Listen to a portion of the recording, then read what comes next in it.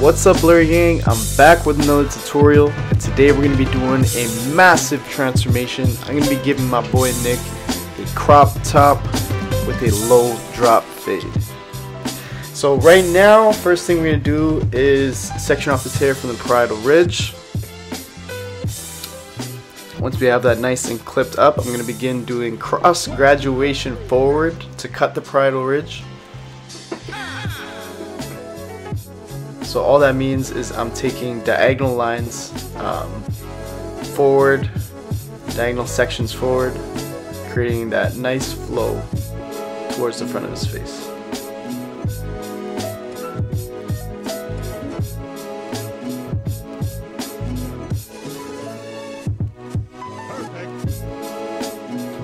Same thing on the other side. I establish the line of separation from the back and the sides, and that's where I begin my cross graduation forward sections.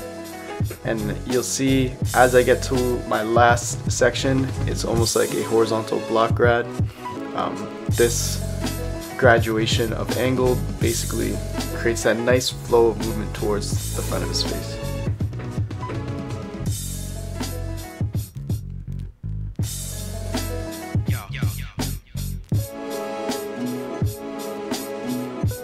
Alright, so moving on to the crown, we're going to use our block graduation technique to basically maintain the weight that we like around the crown, just to make sure that the hair doesn't stand up, doesn't stick up, doesn't be stubborn with us, and it's basically going to help us set that perimeter for us to blend into the fade area. Alright, so using clipper over comb, I'm basically going to blend right into all of that. I have my clipper open, no guard. The comb I count as a number 1, so basically I'm going at it with a number 1.5. Using clipper over comb, I'm basically going to create my shape. I'm going to set the base, and I'm going to be able to remove bulk all at the same time. So clipper over comb is my go-to technique. I feel like everybody should have that in their arsenal. It's going to help you skip a lot of levels and just be a lot more efficient. A lot of people will argue that clipper over comb is inconsistent, you don't know what length you're cutting, but in my opinion, if you prepare your haircut properly, you know, you do your graduations, you do your block grad, and all that stuff, like that creates guides for you to stay consistent and bridge those areas and blend them using the comb. So and especially if you get really numerical with it, and like, you know, like a comb's a number 1.5, 1.5, you know, you can get real numerical with it. So I think clipper over comb is very consistent if you know what you're doing.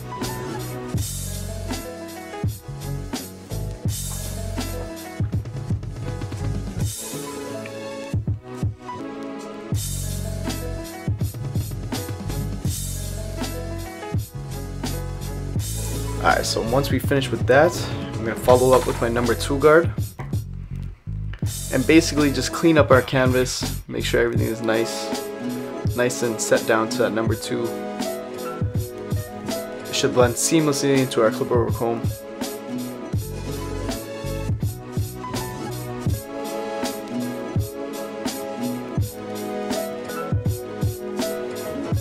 So number 2 guard is really going to refine our base. It's going to get rid of all that bulk completely, and just keep note that when you're using the number 2 guard and you're blending into all that bulk, you really want to make sure to follow the shape of the head, the contour of the head, and that way you're not cutting into the shape and ruining the silhouette.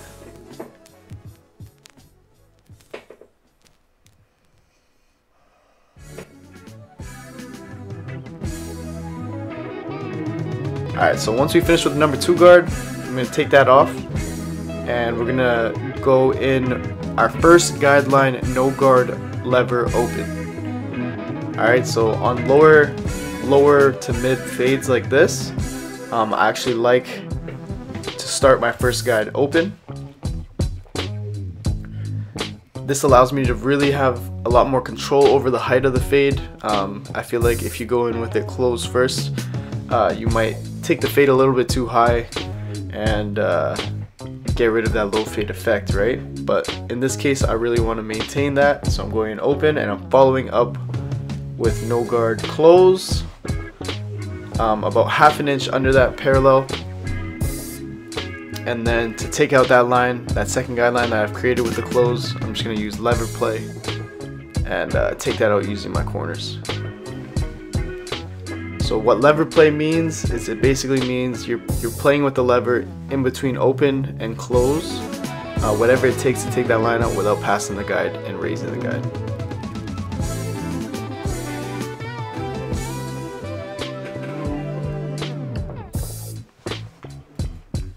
So yeah, it's gonna be like, I want to call this like a low drop fade, mid drop fade, a mid low drop fade, a low mid drop fade, whatever sounds better. Alright, so once I have that line up, the line out, I'm gonna follow up with my trimmers, really bald them out. And while I have my trimmers in hand, I'm gonna take off that beard. Woo! Bro, I've been wanting to take off that beard for a minute. This is one of my barber bros, Boy Barber Nick. Shout out Boy Barber Nick. Follow him on the gram. Yeah, you know what's up. This guy is a beast of a barber. And yeah, bro, I couldn't stand looking at that beard every day, bro. I was just begging to shave it, bro. But you know what? Today was the day. Getting right. Getting right. So with the trimmers in hand, setting in that hook, that C cup, I basically like to do everything I can with the tool in my hand. So when I pick a tool up, I want to do everything I could with it before I put it down. I feel like that helps me maintain efficiency, because then you don't have to keep picking up and putting down things just repetitively. And when you're using your trimmers, really make sure to use those corners to blend into that no guard close and not create another line. More work for yourself. Same thing, C cup.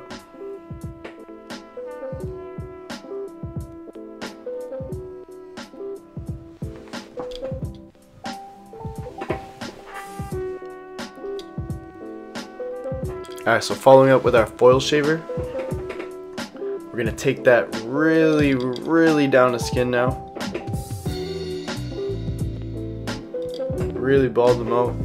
The foil shavers will get the closest, almost as close to a razor, basically as close to a razor. And that's just basically gonna add like a day or two to your client's fade, and your client will really appreciate that, especially if they love skin fades.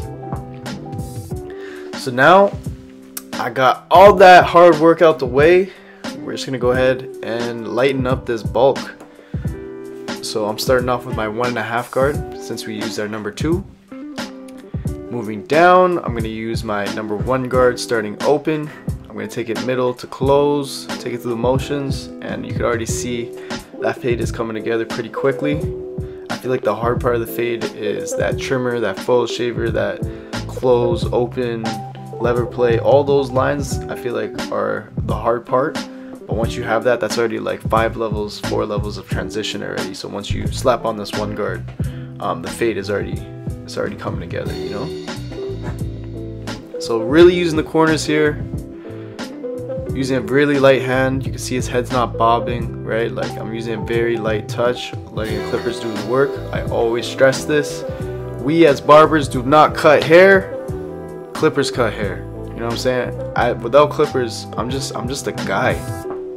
I can't cut your hair with my fingers. Let the clippers do their work. You just gotta put it where it needs to be. You know what I'm saying? So that's my philosophy on having a light hand in barbering, right? So yeah, moving down, we're gonna go ahead and slap our half guard on, and we're gonna finish up this blend. I really like how this is coming out. We have a nice dark parietal area a nice, not too heavy of a fade, nice transition. Got that bald. Woof, I'm liking this. Alright, so now we're gonna cut the top. I'm gonna go ahead and set that central profile guide right down the middle of his head. It's gonna be about an inch to half an inch thick.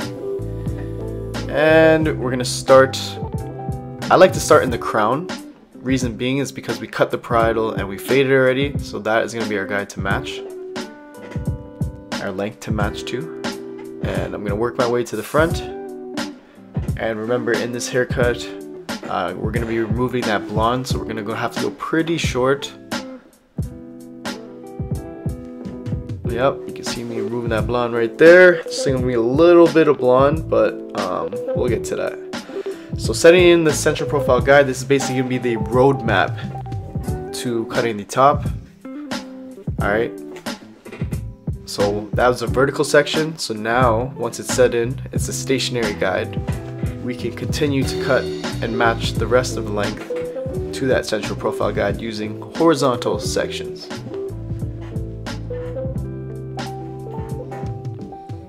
So as you can see, when I pick up the hair, I'm making sure that I pick up that central profile guide and that long hair, and then I'm just simply matching it. This gives us a pretty accurate method of cutting the length down evenly.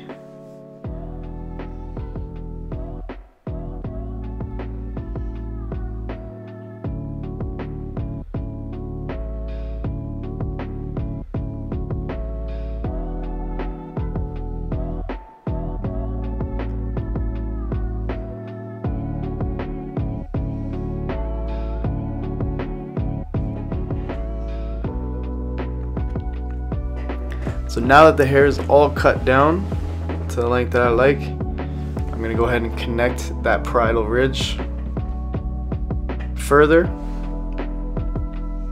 Make sure that the top blends nicely into the parietal and that blends nicely into the fade area.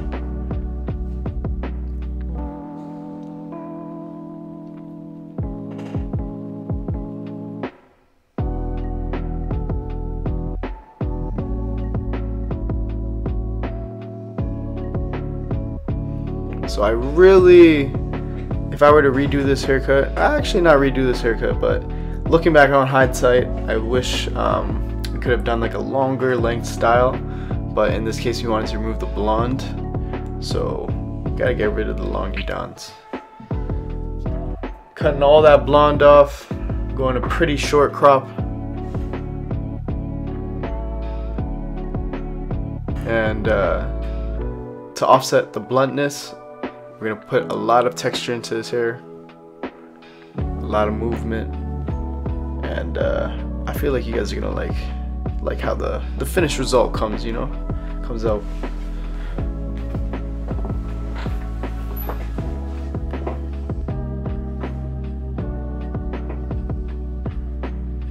Some point cutting here is basically gonna create separation in the hair. It's gonna allow the hair to move and have a lot more texture.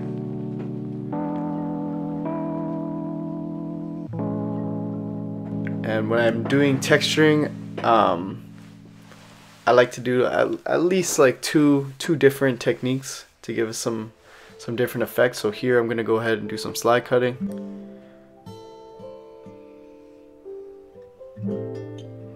Alright, so to bring our haircut together, go ahead and dry them off, and then freehand to really bring that shape all together.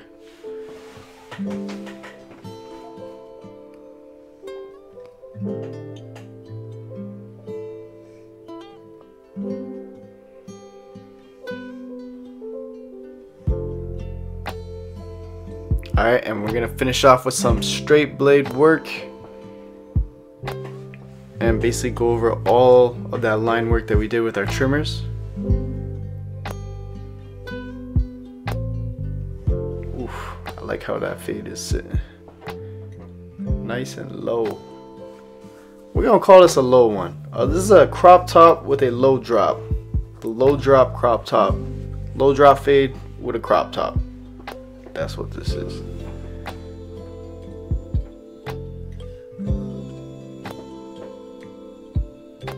Woof. Alright, dust them off, and then finally get some product in his hair and throw it all together. This is the most important part about these textured haircuts, is styling it, making sure that it's how you intend for this haircut to be presented, you know. So there you have it. We got a low drop fade with a crop top. Massive transformation. Let me know what you guys think, what you guys want to see next. I love this haircut personally. My boy Nick loved this haircut. You can tell by the smile on his face at the end. And yeah, man. Comment, like, subscribe. Blurry out.